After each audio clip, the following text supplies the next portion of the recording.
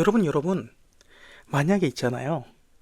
여러분에게 누군가가 강남에 있는 아파트와 지방에 있는 아파트 두 개 중에 하나만 선택하라고 하면은 여러분은 무엇을 선택하실 건가요? 근데 여러분, 사실 저만 그럴 수도 있는데 이런 만약에 게임에서 못 받은 돈만 몇 억이 넘어가는 것 같긴 합니다. 어쨌든요. 두 개의 아파트 중 하나를 선택한다고 하면 여러분은 어떤 아파트를 선택하실 건가요? 당연히 강남의 아파트를 선택하실 것입니다. 그러나 아브라함은 오늘 지방에 있는 아파트를 선택합니다. 왜 이와 같은 행동을 하는 것일까요? 그리고 뿐만 아닙니다. 오늘 아브라함은 암소, 암연소, 숫양을 매끈매끈하다, 매끈매끈하게 반으로 자릅니다. 도대체 오늘 이야기에서는 왜 아브라함이 이와 같이 동물들을 매끈매끈하게 반으로 자르는 것일까요? 안녕하세요. 오늘은 우리가 창세기 13장, 15장의 이야기를 살펴봅니다. 먼저 창세기 13장의 이야기부터 요약해드리겠습니다. 창세기 13장에서는 소유가 많아진 아브라함의 모습이 나옵니다. 그리고 이들의 직업은 목축입니다. 관리하는 동물들이 많아지니 목초지가 부족합니다. 따라서 조카인 롯의 일꾼들과 다툼이 일어납니다. 따라서 아브라함은 친족이니 다투지 말자고 하며 롯에게 먼저 땅을 선택할 기회를 줍니다. 이는 마치 강남의 아파트와 지방에 있는 아파트를 선택할 수 있는 기회가 먼저 있었음에도 불구하고 아브라함은 이 소유권을 포기한 것입니다. 아브라함은 딱 봐도 더 좋아 보이는, 더 눈에 풍성해 보이는 그 땅을 포기하게 되었습니다. 왜 이렇게 했을까요? 멍청이라서 그런 것일까요? 이에 대한 이야기는 30초 후에 공개됩니다가 아닌 이야기의 후반부, 오늘 이야기의 후반부에 왜 아브라함이 이렇게 할 수 있었는지에 대해 이제 말씀드리겠습니다. 그때까지 아브라함이 이렇게 할 수 있는 이유들에 대해서 잘 생각해 보시길 원합니다. 그렇게 아브라함은 조카 롯은 딱 봐도 눈에 보기에 좋아 보이고 풍성한 강남의 아파트인 소돔과 고모라 땅을 선택합니다. 그리고 아브라함은 롯의 반대로 선택합니다. 그렇게 롯은 아브라함을 떠납니다. 그러나 하나님께서 아브라함에게 동서남북 보이는 땅을 주시겠다고 약속합니다. 그는 이제 헤브론에서 하나님을 위한 제단을 쌓게 됩니다. 바로 다음 장인 14장에서는 전쟁이 나타나게 됩니다. 시날 왕 등 4개의 연합군이 소돔과 고모라 등 5개국을 공격하여 승리를 취합니다. 그리고 소돔에 거주하던 룻은 끌려가게 됩니다. 이 소식을 들은 아브라함은 집에서 기른 가신 318명을 거느리고 시날군을 추격합니다. 마치 예전에서 도망노비들을 쫓던 장혁처럼 그렇게 시날군을 추격합니다. 그리고 롯을 되찾아옵니다. 그렇게 아브라함은 전쟁에서 승리 후에 복귀를 합니다. 이때 한 인물이 등장합니다. 이 사람의 등장은 아마도 내가 왕이 될 상인가 하는 임팩트가 있는 등장입니다. 이때 등장한 인물의 이름은 무엇이었나요? 바로 멜기세덱입니다. 그는 살렘 임금이자 하나님의 제사장이었습니다. 그리고 멜기세덱은 아브라함을 축복하며 아브라함은 자신의 있는 모든 것의 10분의 1, 11조를 멜기세덱에게 드립니다. 그렇게 창세기 15장입니다.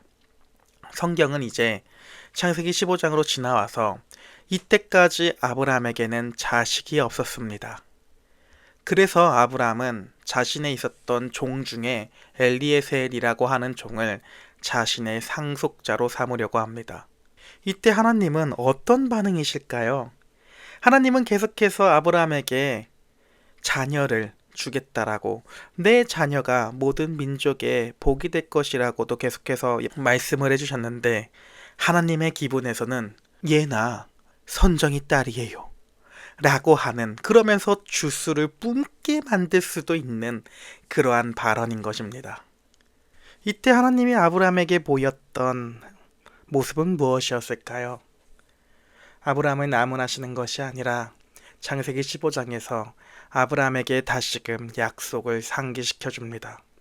그리고 하나님은 분명하게 너의 몸에서 난 상속자가 너의 뒤를 이을 것이라고 분명하게 말씀을 하시며 약속을 되새김질해 주십니다. 그렇게 하나님은 구체적인 약속을 체결하십니다.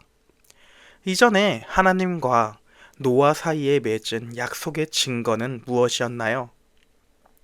하늘에 있습니다. 화려합니다.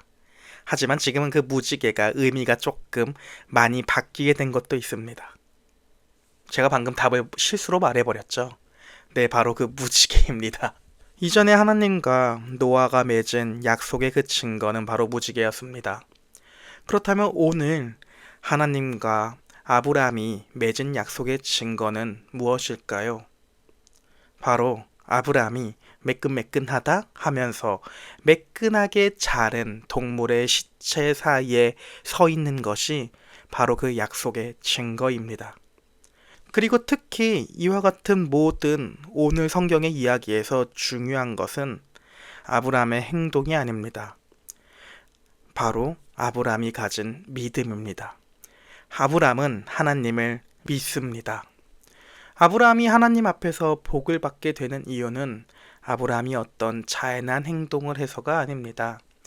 그저 하나님의 약속을 하나님께서 이루시겠지라고 하며 믿음으로, 이 믿음 때문에 하나님 앞에서 복을 받게 됩니다.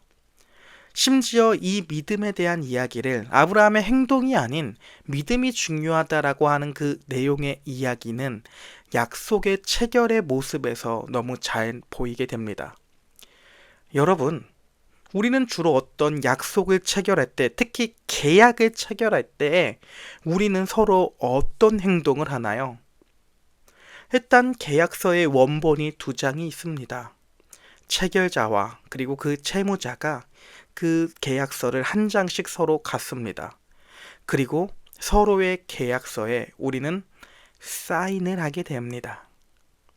그러나 창세기 15장의 이 계약 체결 방식, 약속 체결 방식은 매우 독특합니다. 이때 아브라함이 보이는 행동은 무엇인가요? 바로 잠드는 행동입니다.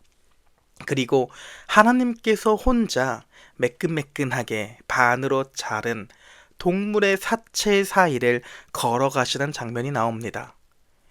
여기서 그렇다면 왜 이 약속을 체결할 때 굳이 동물을 반으로 쪼개는 이유는 무엇일까요? 바로 그 이유는 약속을 어길 시에 이 동물처럼 죽을 것이라는 것을 보여주는 것입니다. 이거는 그때 당시 사회에서 계약을 체결할 때에 보이는 계약 체결 방식이고 그 시대의 문화였습니다. 그러나 오늘 창세기 본문에서는 계약할 때에 아브라함은 그냥 자고 있었고 하나님이 혼자 지나가는 모습을 보여주는 것입니다. 왜 이런 모습이 오늘 본문 가운데에 나오게 되는 것일까요? 앞에서도 말했었습니다.